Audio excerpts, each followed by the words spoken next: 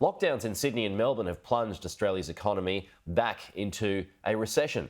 That's the verdict of leading economists as the government again ruled out a reintroduction of last year's JobKeeper program that kept workers attached to their employers. The message could not be clearer. The R word is back. Lockdowns have caused our economy to stall. I think we're in a recession. The traditional definition of 2 quarters of negative economic growth really is antiquated and not appropriate for the circumstances. Whether it's 2 consecutive quarters or what's happening right now, the impact of shutting down the economy has had a severe effect. The New South Wales economy is probably going to contract about 5% in Q3, which is second only to last year's contraction in terms of historical magnitude.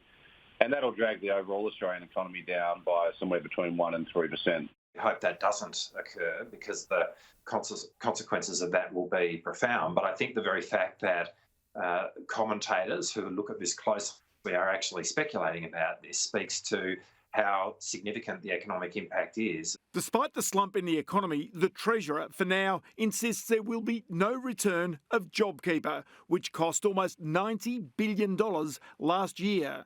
He says that disaster payments, the cost of which is shared with the states, are equivalent.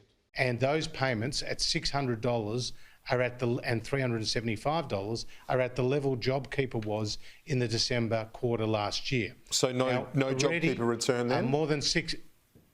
Well, right now we have effective payments that are going out to households. But the opposition says it's time that JobKeeper was reintroduced.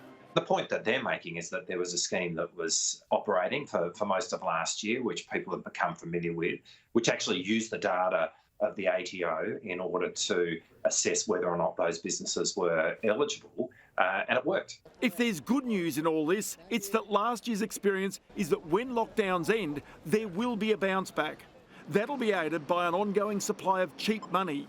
Long-term money market interest rates have fallen 0.5 percentage point since mid-May to just 1.2% now. We will get a bounce, I think, unless there is an absolute disaster from a health or economic front, which is unlikely. Ross Greenwood, Sky News.